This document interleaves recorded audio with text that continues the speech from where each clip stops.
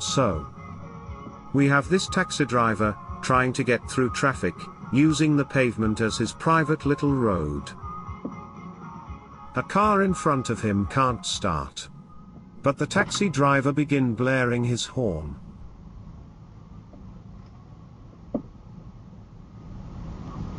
The guy repeatedly trying to explain that the car doesn't work, but the taxi driver doesn't understand, and keeps telling him to move.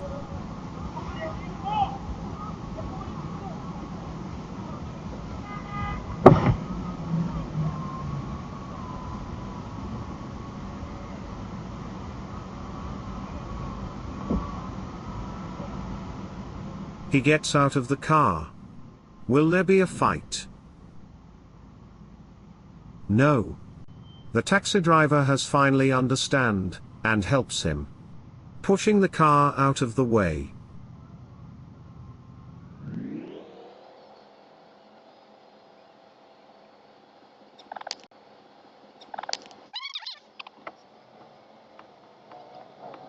Thank you for watching. Please, subscribe and leave a comment.